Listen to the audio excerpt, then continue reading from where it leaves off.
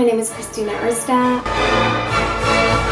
I'm an ex-ballerina. I have been dancing my entire life. My first time that I ever remember myself going to the studio, I was 3 years old. My mom brought me to our local dance studio to see how I would like it. This was not ballet, this was a ballroom dance. Shortly after, I remember I had my first performance. I just vividly remember me being on stage and me being terrified of how high the ceiling was. And I just remember I turned around to see who's behind me, and there was this girl, and she was older than me. And I was just looking at her costume, and I was like, wow, she looks so beautiful. I want to grow up and still keep dancing. One day, I discovered a video of Maya Plisetska. She's a ballet legend. She revolutionized ballet in so many ways. And I was about 10 years old. I attended my first ballet lesson and I absolutely got mesmerized.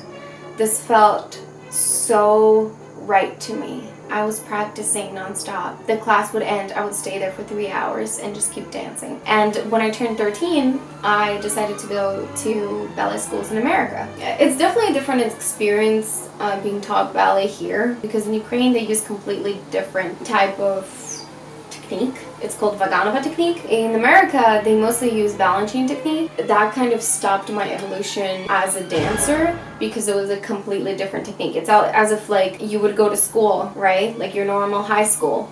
And then all of a sudden you change to Ukrainian way of teaching things. You know, it's similar, but it's so widely different that you're like, oh, hold on, you still need that extra practice. So I was pushing myself so hard. And one day I just like remembered my words from my professor in Ukraine, Sergei Mikhailevich. He just told me like, listen, working hard is good, but if you overwork yourself, that's going to be so much worse in the future. And it was funny that a month after, I got an injury from overworking in my ankle and I had to stop doing ballet. I had to stop for maybe like 5 months, I believe. It may not seem like a long term if you have a normal career. The more you skip, the lower your chances are to be getting into the theater. So I had to leave ballet.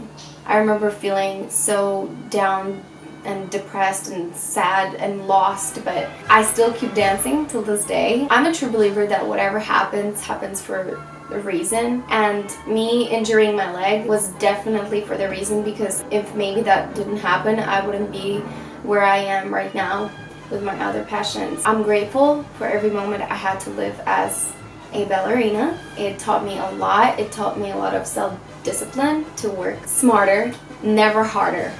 Ever. If you're tired, take a break. You can do one mistake and it can change your entire life. But there's always a way out of it. So you just have to, no matter how cheesy it sounds, believe in yourself.